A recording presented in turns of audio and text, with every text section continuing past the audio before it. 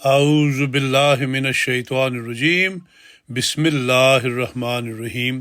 اداریہ، ظلم رہے اور امن بھی ہو، کیا ممکن ہے تم ہی کہو۔ اسرائیل، غزہ تنازع، یوکرین جنگ اور پاکستان کے عام انتخابات پر ایک اچٹتی نگاہ۔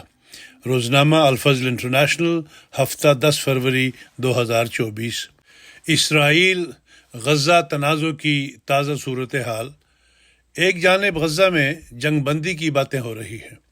حماس کی طرف سے مقتدر قوتوں کو 4.5 ماہ تک جنگ بندی اور اس دوران اسرائیلی یرغمالیوں کی رہائی، غزہ کی تعمیر نو کے آغاز اور دیگر شرائط، یا کہنا چاہیے کہ تجاویز پہنچا دی گئی ہیں، جبکہ دوسری جانب اسرائیل کے وزیر اعظم ان کو رد کرتے ہوئے غزہ آپریشن میں اسرائیل کی مکمل فتح پر زور دیتے دکھائی دیتے ہیں۔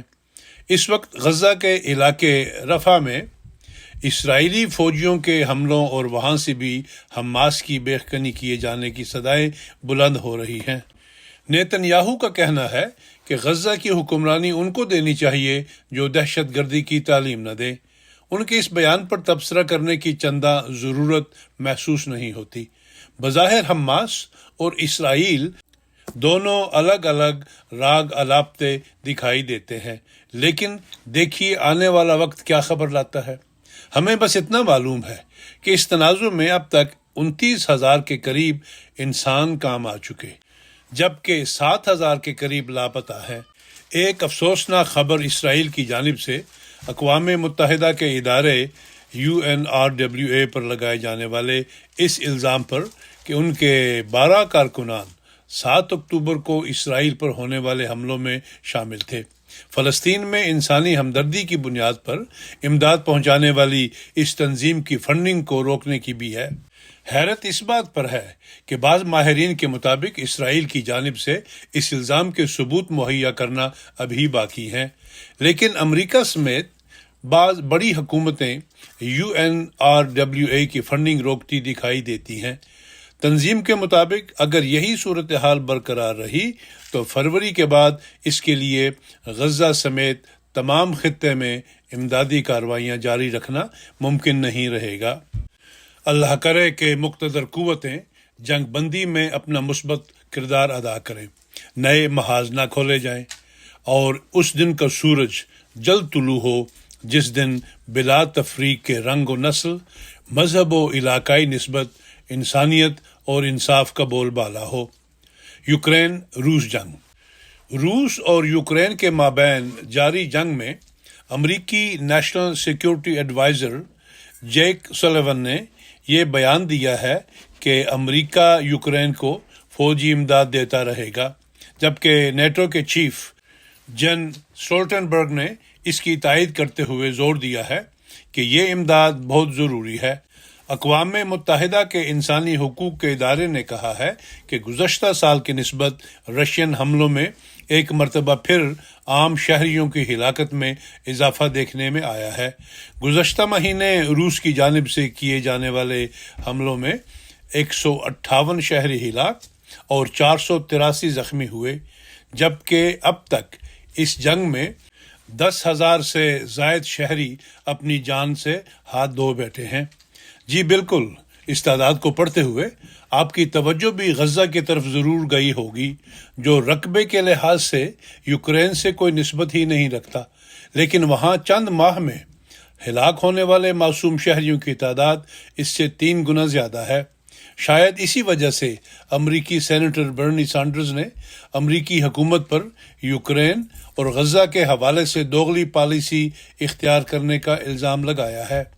برنی سانڈرز نے اسرائیل کے لیے $14 بلین کی فوجی امداد کے بل کے مخالفت میں ووٹ دیتے ہوئے کہا کہ کیسے ممکن ہے کہ ہم روسی صدر پوٹن کو تو یوکرین میں جنگی جرائم کا ملزم ٹھہرائیں اور 27,000 فلسطینیوں کے قتل عام کو نظر انداز کر دیں۔ ایک اور اہم خبر پوٹن اور ان کے چینی ہم منصب شی پنگ کا مشترکہ بیان ہے، جس میں انہوں نے امریکہ کی دیگر ممالک کے اندرونی معاملات میں دخل اندازی کی مذمت کی ہے۔ یاد رہے کہ دونوں سربراہان نے جمعرات 8 فروری کو لگ بھگ 1 گھنٹہ ٹیلی فون پر اہم امور کی بابت تبادلہ خیال کیا۔ پاکستان کے عام انتخابات۔ اللہ کر کے 8 فروری کو پاکستان میں قومی اور صوبائی اسمبلیوں کے نمائندگان کے لیے عام انتخابات کا انعقاد ہو ہی گیا۔ پچھلے چند ماہ سے سنتے آئے تھے، بلکہ آج بھی بعض خبررساں اداروں پر موجود تجزیہ کار کہتے ہوئے پائے گئے ہیں کہ چند روز قبل تک بھی یقینی طور پر اس الیکشن کے انعقاد کی صورتحال واضح دکھائی نہیں دیتی تھی۔ 8 فروری یعنی عام انتخابات کا دن بھی کافی دلچسپ گزرا۔ پہلے ملک میں موبائل اور انٹرنیٹ سروسز بند رکھی گئیں، کہیں بروقت اور کہیں دیر سے پولنگ شروع ہوئی، اور پولنگ ختم ہونے کے بعد election commission of Pakistan ECP کا election management system EMS down ہو گیا، اور 9 فروری کی دوپہر 1 بجے تک الیکشن کمیشن آف پاکستان کی جانب سے ڈیڈ لائن گزر جانے کے باوجود زیادہ تر حلقوں کا حتمی اور مصدقہ نتائج کا اعلان نہ کیا جانا حیرت انگیز بھی ہے اور پر اسرار بھی اور فکر انگیز بھی۔ بہرکیف حتمی نتائج کیا آتے ہیں، اس تحریر کے شائع ہونے تک بہت حد تک واضح ہو چکا ہوگا۔ چاہے کسی ایک پارٹی کو اتنا مینڈیٹ مل جائے کہ وہ حکومت بنا لے، یا ایک سے زائد پارٹی اور آزاد امیدواروں کا اتحاد دنیا کی 5ویں بڑی جمہوریت کے فیصلے کرنے کا اختیار حاصل کرے۔ اسلامی جمہوریہ پاکستان میں برسر اقتدار آنے والے لیڈرز کو اپنے ملک کے نام اور اس کے مطلب کی لاج رکھتے ہوئے اسلام اور پھر بانی پاکستان کے بیان فرمودہ اصولوں کے مطابق اس ملک کے نظم و نسق کو چلانے کی کوشش کرنی ہوگی۔ اگرچہ ماضی میں بعض سیاسی قوتوں نے پاکستان میں ریاست مدینہ کے قیام کا نعرہ تو لگایا، اور ریاست مدینہ کی کامیابی کے پیچھے کارفرما اصولوں کو پاکستان میں لاگو کرنے میں کامیاب نہ ہو سکیں، لیکن اس تمام عمل سے ریاست مدینہ کے اصولوں کی اہمیت و افادیت میں چنداں کمی واقع نہیں ہوتی۔ آج بھی پاکستان کو نازک موڑ سے بخیر و عافیت گزار کر ترقی کی شاہراہ پر گامزن کرنے کا ایک ہی مؤثر طریقہ ہے کہ نبی اکرم صلی اللہ علیہ وسلم کے سکھائے ہوئے اصولوں کو قائم کیا جائے، جن کے مطابق بنیادی انسانی حقوق کے قیام سے انسانیت کی بالادستی قائم ہو، بلا تفریق مذہب، فرقہ، رنگ، نسل، لسانی و صوبائی اختلافات ہر ایک کے لیے سستا اور معیاری انصاف مہیا ہو، تعلیم کو عام کیا جائے، ہر بچے، ہر فرد یعنی معاشرے کی بنیادی اکائی کو اسلامی تعلیمات کے مطابق شعور و آگہی دی جائے، تاکہ وہ خود اپنی سوچ رکھتے ہوئے اچھے اور برے کا فیصلہ کر سکے اور قوم کا مزدور بھی بنے اور معمار بھی۔ یاد رہے کہ جس عمارت کی بنیادی اکائی مضبوط ہوگی، اس عمارت کو کسی آفت، کسی دشمن سے کوئی خطرہ درپیش نہیں ہوگا۔ ایک اور بڑی اہم بات یہ بھی مد نظر رہے کہ مذہب کو انسان اور اس کے خدا کے درمیان معاملہ ہی رہنے دیا جائے۔